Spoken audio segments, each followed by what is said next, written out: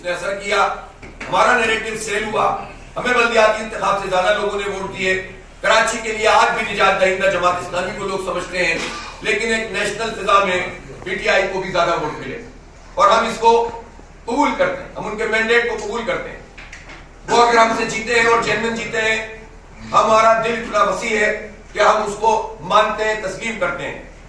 MQM की अगर जायज तरीके से जीते तो सारे इख्तिलाफ के बावजूद हम उसको कबूल करेंगे, लेकिन वो तो अब जीतने की पोजीशन भी नहीं, जीतने क्या कंटेस्ट करने की पोजीशन में नहीं है। इस शहर में लोगों ने उनका जो हशर किया है, काउंसलर नहीं जीत सकती एमक्यूएम।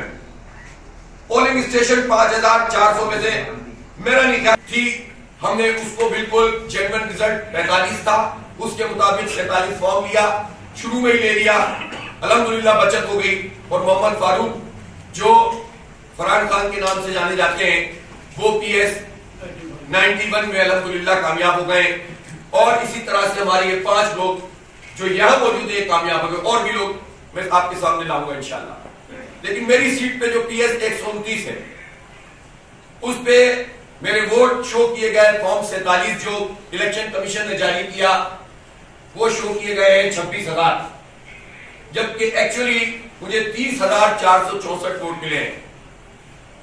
लेकिन मुझसे ज्यादा वोट आजाद उम्मीदवार जो पीटीआई के उनको मिले हैं।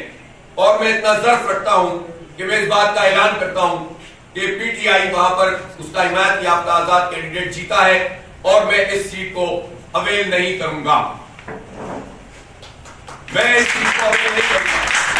मैंने कौम से वादा किया था, मेरी जमात ने वादा किया था कि हम एक वोट भी इजाफी नहीं चाहते, हमें किसी लॉलीपॉप की जरूरत नहीं है, और हम एक वोट भी अपना किसी को देने के लिए तैयार नहीं है। हमें वो लोगों ने वोट डाले हैं, लोगों ने हमारे आईडीए को लिया है।